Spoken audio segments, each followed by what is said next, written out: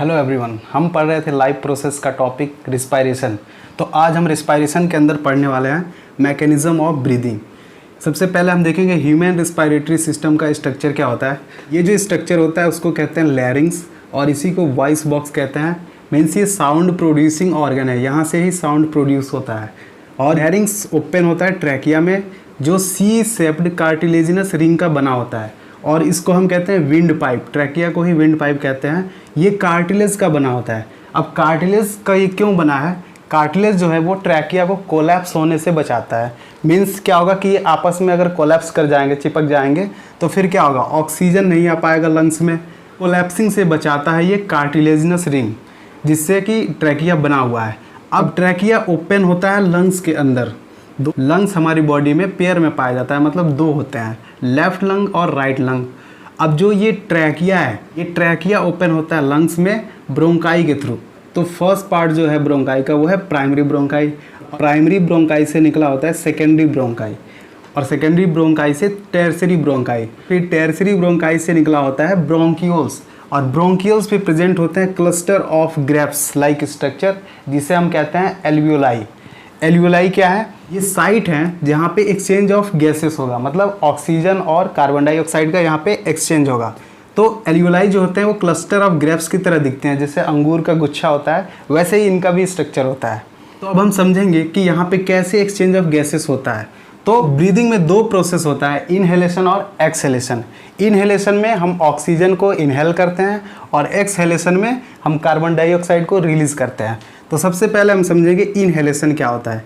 इसमें हमें ब्रीद करना है, ऑक्सीजन लेना है। तो जैसे ही ऑक्सीजन इनहेल किया, इंटरकोस्टल मसल्स और रिब्स ऊपर की तरफ मूव करेंगे, अपवर्ड मूवमेंट होगा, और डायफ्राम नीचे की तरफ मूव करेगा। इंटरकोस्टल मसल्स और रिब्स अपवर्ड मूव करेंगे और डायफ्राम डाउनवर्ड मूव करेगा। तो एक ऊपर गया, एक नीचे गया, तो जो वॉल्यूम है थोरेसिक कैविटी का वो इंक्रीज कर जाएगा, यहाँ पे काफ़ी स्पेस बन जाएगा। तो जब वॉल्यूम इंक्रीज करेगा थोरेसिक कैविटी का, तो क्या होगा, एयर अब एंटर कर जाएगा लंग्स में और लंग्स के अंदर एयर जाएगा एल्वियोलाई में। यहाँ तक आ गया एयर, यहाँ से होते हुए एयर यहाँ आया, मीन्स एयर ऑक्सीजन यहाँ तक आ गया एल्वियोलाई में। अब एल्वियोलाई से डिफ्यूजन की प्रोसेस होगी और एल्वियोलाई में से ऑक्सीजन आ जाएगा ब्लड में। कैसे आएगा? जैसे यहाँ पे एल्वियोलाई है और यहाँ से ब्लड वेसल्स जा रहे हैं एल्वियोलाई के पास से। यहाँ पे एल्वियोलाई है और इसके पास से ब्लड वेसल्स जा रहे हैं, तो यहाँ पे डिफ्यूजन का प्रोसेस होगा और एल्वियोलाई में जो ऑक्सीजन है डिफ्यूजन के थ्रू मूव करके आ जाएगा ब्लड वेसल्स में। और ब्लड में जब आ जाएगा तो ब्लड में होता है आरबीसी और आरबीसी में होता है हीमोग्लोबिन। तो हीमोग्लोबिन ऑक्सीजन से कंबाइन हो जाएगा और ये हीमोग्लोबिन ऑक्सीजन को ले जाएगा हार्ट में। जैसे कि यहाँ हम देख रहे हैं कि एल्वियोलाई से डिफ्यूजन के थ्रू ऑक्सीजन आ गया ब्लड में और ब्लड में है आरबीसी जिसमें कि है हीमोग्लोबिन। अब हीमोग्लोबिन ऑक्सीजन से कंबाइन होके और वो अब ले जा रहा है हार्ट के अंदर। तो हार्ट में पहुंच गया ऑक्सीजन, अब हार्ट पंप करेगा और ऑक्सीजन को बॉडी के सेल्स में भेज देगा। तो ये प्रोसेस हो गया इनहेलेशन का, यानी ऑक्सीजन लेने का।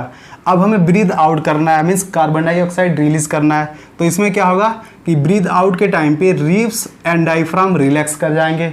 तो रिब्स डाउनवर्ड मूव करेगा और डायफ्राम अपवर्ड मूव करेगा, मतलब रिब्स नीचे आ गए और डायफ्राम ऊपर गए।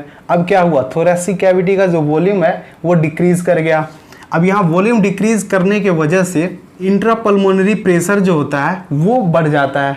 अब प्रेशर बढ़ता है तो जो एयर होता है बॉडी सेल्स में वो एंटर कर जाता है एल्वियोलाई में, यहाँ पर अब आ गया और वो उस एयर में क्या है, कार्बन डाइऑक्साइड।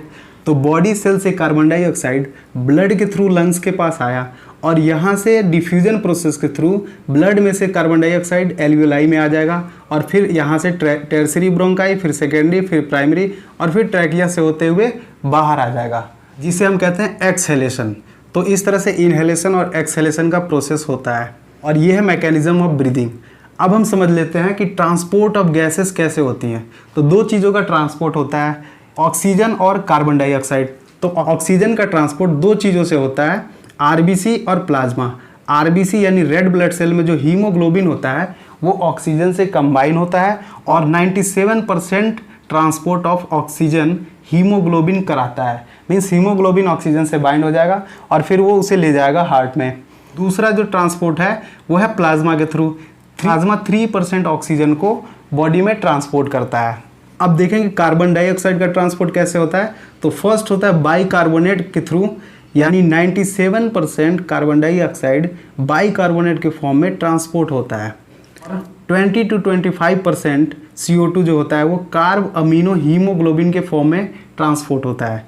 और अब जो बच गए 7% वो प्लाज्मा में डिजॉल्व फॉर्म में CO2 ट्रांसपोर्ट होता है। तो ये था ट्रांसपोर्ट ऑफ गैसेज, जिसमें O2 और CO2 का हमने ट्रांसपोर्ट देखा। अब कुछ रिस्पायरेटरी ऑर्गन्स की बात कर लेते हैं, जैसे कि गिल्स होता है फिशेस में, जो एक्वेटिक एनिमल्स होते हैं उनमें गिल्स पाया जाता है। लंग्स ह्यूमन में पाया जाता है और भी एनिमल्स में पाया जाता है।